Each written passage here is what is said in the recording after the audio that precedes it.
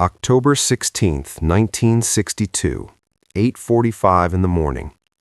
President John F. Kennedy was sitting in his bedroom reading the morning newspaper when McGeorge Bundy knocked on the door. His national security advisor had something urgent to show him. Photographs. U-2 spy plane images taken 2 days earlier over western Cuba. And what those images revealed would bring the world closer to nuclear annihilation than it had ever been. Kennedy looked at the grainy black and white photos spread before him. CIA analysts had been working around the clock, and they were certain. Medium-range ballistic missiles, Soviet nuclear weapons, being installed just 90 miles from American soil. The president was furious, not panicked, furious, because Nikita Khrushchev had lied directly to his face. The Soviet premier had personally assured him that only defensive weapons would go to Cuba, nothing offensive, nothing that could threaten the United States. And Kennedy had publicly warned just weeks earlier that America would not tolerate offensive weapons in Cuba. But here they were, nuclear missiles capable of reaching Washington, D.C. in less than 13 minutes. Kennedy made a calculated decision in that bedroom. He would stick to his public schedule, act normal. The Soviets couldn't know that he knew, not yet. At 9:30 that morning, he walked down to the Oval Office and met with astronaut Wally Schirra, his wife, and their 2 kids, smiled for the cameras, took them to see his daughter Caroline's ponies, then moved through meetings with various members of Congress. Small talk, handshakes, all while nuclear missiles were being assembled in Cuba. His first real meeting on the crisis was scheduled for 11:50 a.m. in the cabinet room. When the men filed in, they had no idea this would become one of the most consequential meetings in human history. Secretary of State Dean Rusk, Secretary of Defense Robert McNamara, Attorney General Robert Kennedy, the president's brother, National Security Advisor McGeorge Bundy, General Maxwell Taylor, chairman of the Joint Chiefs of Staff, Vice President Lyndon Johnson was also present. These men would become the core of what would later be formalized as ExComm, the executive committee of the National Security Council, though the tight inner circle making key decisions would remain smaller. None of them knew Kennedy was secretly recording everything. The meeting began with an intelligence briefing. Arthur Lundahl, head of the CIA's National Photographic Interpretation Center, stood at the front with his best missile expert, Sidney Grabio. They presented the evidence methodically. A medium-range ballistic missile site near San Cristobal, Cuba. The missiles were approximately 65 feet long. They had a range of about 1,100 miles. That meant they could hit Washington, D.C., they could hit New York, they could hit most of the eastern seaboard. Kennedy asked the critical question, how long until these missiles could be operational? The estimates varied. Intelligence suggested 1 to 2 weeks before the sites would be fully ready to launch. But some sites appeared further along than others. And once they became operational, the missiles could be fueled and fired within hours. The window to act was closing fast. Robert McNamara began outlining the situation's gravity.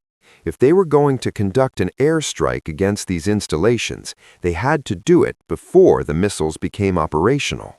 Because once those missiles could be launched, McNamara made clear, nobody could guarantee knocking them all out. And if even one nuclear missile got through, there would be chaos along the East Coast.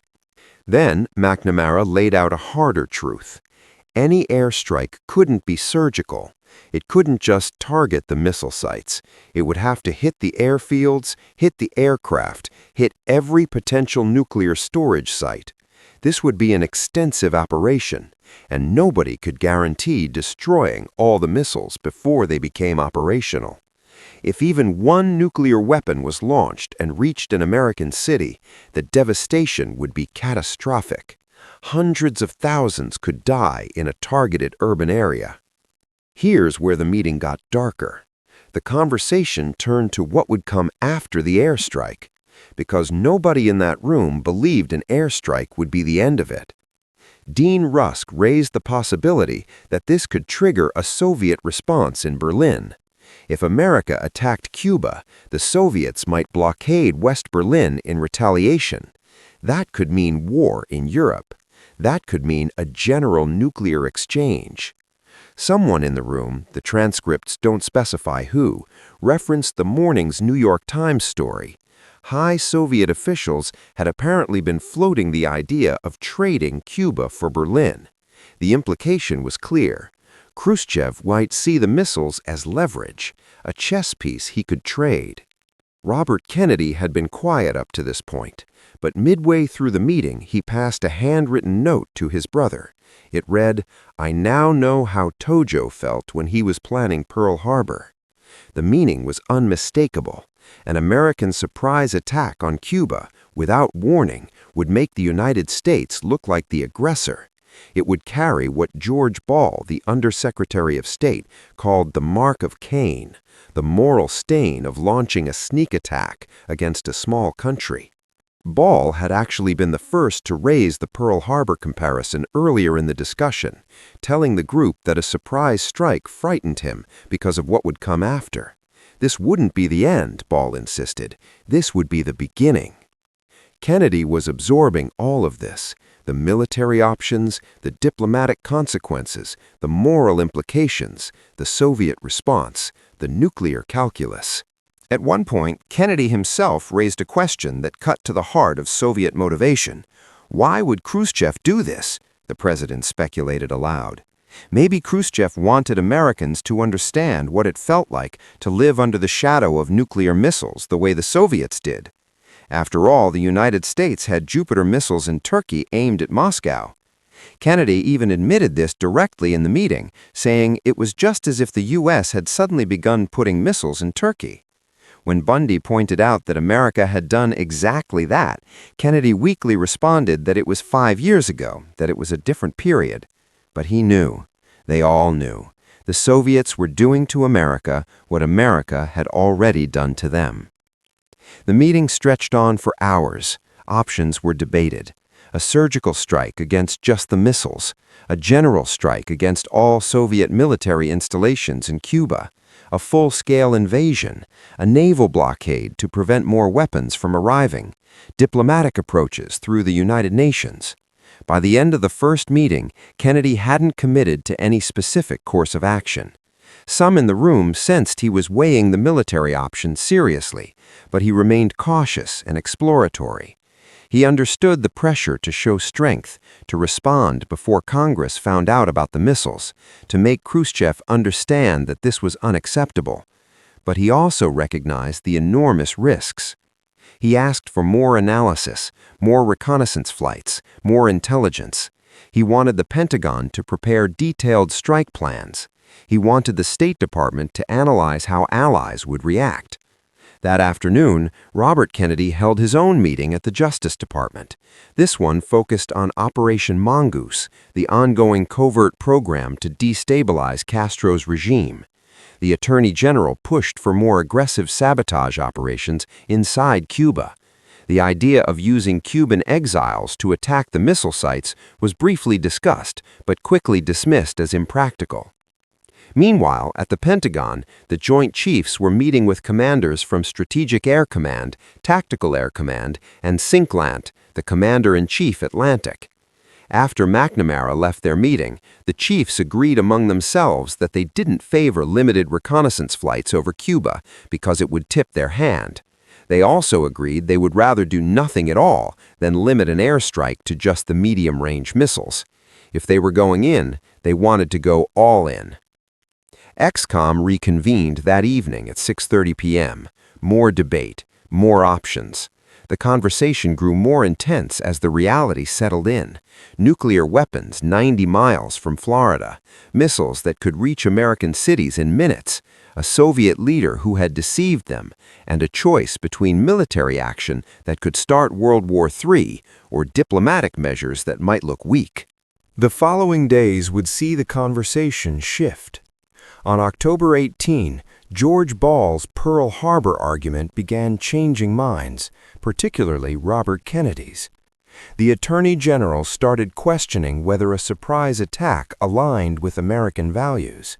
He asked what kind of country America would be if it launched a first strike against a small nation. He worried about carrying that moral burden for the rest of their lives. The blockade option, initially raised by McNamara, started gaining traction.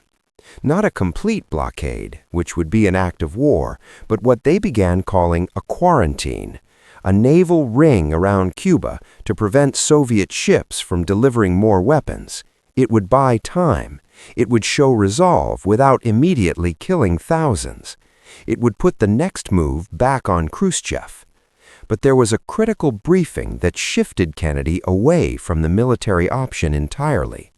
On October 21, General Walter Sweeney, commander of Tactical Air Command, briefed the president on the proposed airstrikes. Kennedy asked the obvious question: could Sweeney guarantee that an airstrike would destroy all the missiles? Sweeney couldn't make that guarantee. Even with massive airstrikes, even with the best intelligence, he could only promise to get some of them, maybe most of them, but not all of them.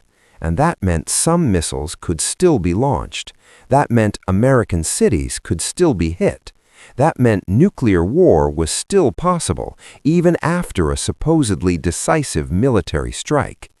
Kennedy realized the terrible math. An airstrike couldn't eliminate the threat completely, but it would absolutely trigger a Soviet response. It was all risk with no guarantee of success. After that briefing, Kennedy ordered his speechwriter Ted Sorensen to prepare a quarantine speech, not an airstrike announcement. By October 22, Kennedy had made his decision. He would announce the blockade to the world. He would demand the missiles be removed. He would make clear that any nuclear missile launched from Cuba would be considered an attack by the Soviet Union on the United States, requiring full retaliation against the Soviet Union itself. That evening, he addressed the nation on television. 70 million Americans watched as their president told them about the missiles in Cuba, told them about the blockade, told them that the country was on the brink of nuclear war. The executive committee was formally established that day. ExComm would meet constantly over the next week as the crisis escalated. Soviet ships approached the quarantine line. American destroyers moved into position. Tension mounted by the hour. Then came Black Saturday, October 27, 1962. That morning brought cascading crises. First, a second letter arrived from Khrushchev, much harder than the previous night's message. Now the Soviets were demanding that America remove its Jupiter missiles from Turkey in exchange for removing the missiles from Cuba. The stakes had increased. Then, at 10:19 a.m., Major Rudolph Anderson took off from McCoy Air Force Base in Orlando on his 6th reconnaissance mission over Cuba. He was flying a U-2 spy plane, the same type that had discovered the missiles in the first place. Anderson wasn't originally scheduled for this flight. He had lobbied hard to take the mission. At approximately 10:19 a.m., a Soviet-supplied SA-2 surface-to-air missile fired from the Baines site in Cuba struck Anderson's aircraft. The proximity warhead exploded near the U-2, sending shrapnel through the cockpit. It punctured Anderson's pressure suit, causing it to decompress at high altitude. Major Rudolph Anderson, Jr. died instantly. He was 35 years old. He had a wife and 2 young sons, ages 5 and 3. His wife was 2 months pregnant with their 3rd child. Word reached the White House Cabinet Room that afternoon. The ExComm was already on edge because another U-2 had accidentally strayed into Soviet airspace over Siberia that same morning, prompting Soviet MiG fighters to scramble. American F-102 interceptors had been launched to escort the lost U-2 back to Alaska, and those F-102s were armed with nuclear-tipped air-to-air missiles. When they learned about Anderson's shootdown, the room understood immediately. This was the escalation everyone had feared. Assistant Secretary of Defense Paul Nitz said it plainly. They fired the first shot. Kennedy responded, "We are now in an entirely new ballgame." Robert Kennedy would later write that there was a feeling that the noose was tightening on all of them, on Americans, on mankind, and that the bridges to escape were crumbling. The military pressure was immense. The predetermined American response to a U-2 shootdown was to immediately destroy the SAM site responsible. The Joint Chiefs reminded Kennedy of this. General Curtis LeMay and others pushed hard for retaliation, for airstrikes, for invasion. But Kennedy held firm. He understood what many in that room didn't fully grasp. An attack on Cuba would likely trigger Soviet retaliation in Berlin or Turkey. That would require American counter-retaliation, and then the spiral into nuclear war would be unstoppable. What they didn't know at the time made the danger even greater. The Soviets had deployed tactical nuclear weapons to Cuba that U.S. intelligence never detected. Soviet commanders on the island had authorization to use those weapons if they believed a U.S. invasion was underway. They also didn't know that a Soviet submarine, the B-59, was being depth-charged by U.S. destroyers at that very moment. The submarine commander, Captain Valentin Savitsky, believing he was under attack and unable to communicate with Moscow, nearly ordered the launch of a nuclear torpedo. Launch required unanimous agreement of 3 senior officers aboard the submarine, and one of them, Vasily Arkhipov, refused. That single decision may have prevented nuclear war. The world was balanced on a knife's edge, and the men in the cabinet room could only see part of the danger. Kennedy made his choice. Instead of retaliating for Anderson's death, he would pursue the diplomatic track. That night, Robert Kennedy met secretly with Soviet Ambassador Anatoly Dobrynin at the Justice Department. The meeting started at 7:45 p.m. Robert Kennedy delivered a carefully calibrated message. First, the stick. The missile sites in Cuba had to be removed. Time was running out. There were, Robert Kennedy said, many unreasonable heads among the generals who were itching for a fight. If the Soviets didn't remove the missiles, the sites would be bombed. Then, the carrot. The United States would pledge not to invade Cuba if the missiles were removed. And in a secret understanding, not to be made public, the United States would remove its Jupiter missiles from Turkey within a few months. Dobrynin sent the message to Moscow immediately. The next morning, October 28th, Radio Moscow broadcast an announcement. The Soviet Union would remove the missiles from Cuba in exchange for an American pledge not to invade. The crisis was over. But the scars remained. The world had come within hours of nuclear war. Multiple times, through accident and miscalculation, the situation nearly spiraled out of control. An unauthorized Soviet commander ordering the downing of Anderson's U-2, a lost U-2 accidentally flying into Soviet airspace, a Soviet submarine commander nearly launching a nuclear torpedo. Any one of these incidents could have triggered the cascade into Armageddon. Years later, when the full details emerged, participants on both sides expressed shock at how close they had come.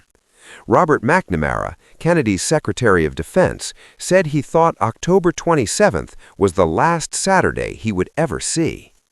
Soviet participants admitted they were equally terrified. The shootdown of Anderson's U-2 likely occurred without direct approval from Moscow, though the exact command authority remains debated. An accidentally lost U-2 that strayed into Soviet airspace, a Soviet submarine commander nearly launching a nuclear torpedo. Any one of these incidents could have triggered the cascade into Armageddon. The Cuban Missile Crisis established several precedents. A direct hotline between Washington and Moscow was installed the following year so leaders could communicate immediately in future crises. Nuclear test ban treaties were signed.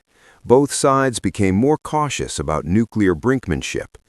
But it also convinced the Soviets to massively expand their nuclear arsenal. They had been forced to back down partly because the United States had overwhelming nuclear superiority at the time. The Soviets determined never to be in that position again. By the late 1960s and early 1970s, they would achieve nuclear parity with the United States, creating the doctrine of mutually assured destruction that would define the Cold War for decades. When President Kennedy learned about Anderson's death, about his two young sons, it affected him deeply. He remarked to his advisors that Anderson had a boy about the same age as his own son, John. 2 months later, Kennedy wrote to Anderson's widow, "Your husband's mission was of the greatest importance, but I know how deeply you must feel his loss." By Kennedy's order, Rudolph Anderson became the first recipient of the Air Force Cross, the service's second highest honor. He remains the only U.S. combat fatality of the Cuban Missile Crisis. The ExComm tapes, those secret recordings Kennedy made, weren't fully released for decades. When scholars finally had access to the complete transcripts, several myths about the crisis were shattered. The notion that Robert Kennedy was a dove from the start turned out to be false. He initially favored invasion. The idea that ExComm reached consensus on the blockade was wrong. On October 27th, many of Kennedy's advisors, particularly the military chiefs, pushed hard for airstrikes. But Kennedy wasn't entirely alone. McNamara and Robert Kennedy had been shifting toward the diplomatic solution. Still, the pressure on the president to respond with force was intense, and his willingness to pursue the diplomatic track despite that pressure proved decisive. One of the most revealing moments in those tapes comes from the October 16th meeting. Kennedy asks why Khrushchev would put missiles in Cuba. He draws the parallel himself to American missiles in Turkey. Bundy reminds him, "Well, we did it, Mr. President." Kennedy weakly responds that it was 5 years ago, that it was different then. But it wasn't different, not really. The Soviets were doing exactly what America had done, creating a nuclear threat on the other side's border. The crisis emerged from mutual escalation, mutual suspicion, mutual brinkmanship. And it was resolved not through military victory, but through mutual understanding that neither side could win a nuclear war. The 13 days from October 16 to October 28, 1962, remain the closest humanity has come to nuclear annihilation. In those cabinet room meetings, with Kennedy's tape recorder running silently, the fate of civilization hung on decisions made by exhausted men under unimaginable pressure. They argued, they disagreed, they pushed different options, and somehow, through a combination of Kennedy's restraint, Khrushchev's pragmatism, and extraordinary luck, they found a way to step back from the edge. Major Rudolph Anderson never knew his final flight would intensify the crisis to its peak, never knew his death would contribute to both Kennedy and Khrushchev recognizing how easily events could spiral beyond anyone's control. The extent to which Anderson's shoot-down directly influenced the resolution remains debated among historians, but it certainly underscored the terrifying reality that the world was no longer dealing in abstractions. He became a symbol of how close the world came to ending in nuclear fire. In Greenville, South Carolina, Anderson's hometown, a memorial stands in his honor. 13 granite slabs embedded in the lawn describe each day of the Cuban Missile Crisis. An F-86 Sabre jet, similar to the ones Anderson flew in Korea, sits as the centerpiece. Every year, a memorial service is held. The crisis teaches a fundamental lesson about nuclear weapons and human decision-making. No matter how careful leaders try to be, no matter how much they try to maintain control, events can escape them. Unauthorized commanders can make decisions, accidents can happen, miscalculations can occur, and when nuclear weapons are involved, there is no margin for error. One mistake, one misunderstanding, one moment of poor judgment can kill millions. That's what happened in the room when Kennedy learned the missiles were in Cuba.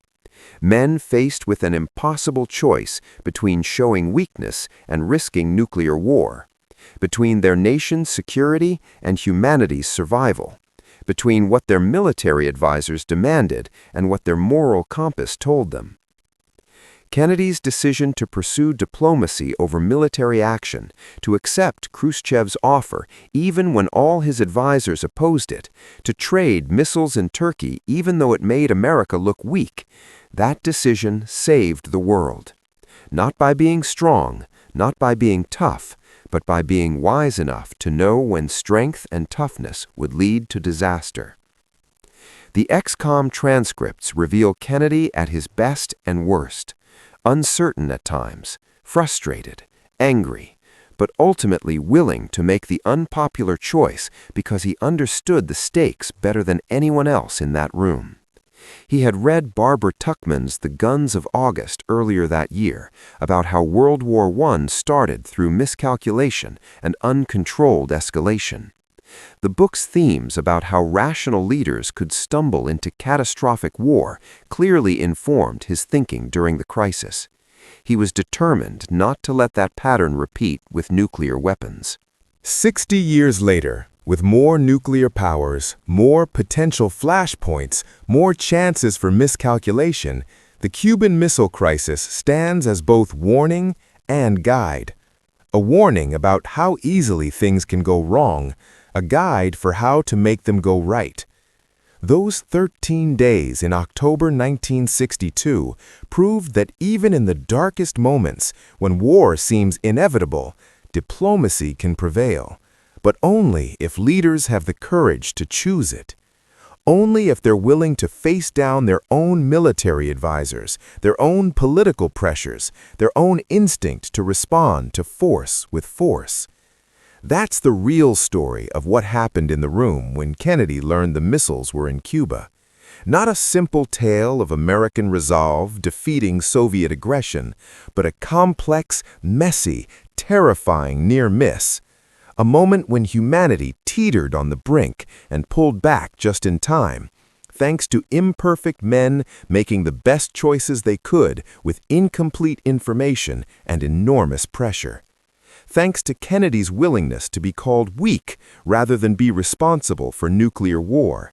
And thanks, in a terrible way, to Major Rudolph Anderson, whose death shocked everyone into realizing that this was real, that people were dying, and that the next death might be measured in millions.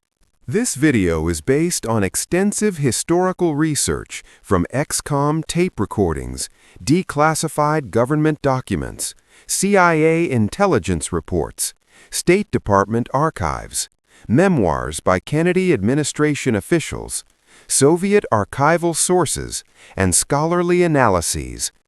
All facts presented are derived from credible historical sources, including the Kennedy Presidential Library recordings, National Security Archive documents, and peer-reviewed academic publications.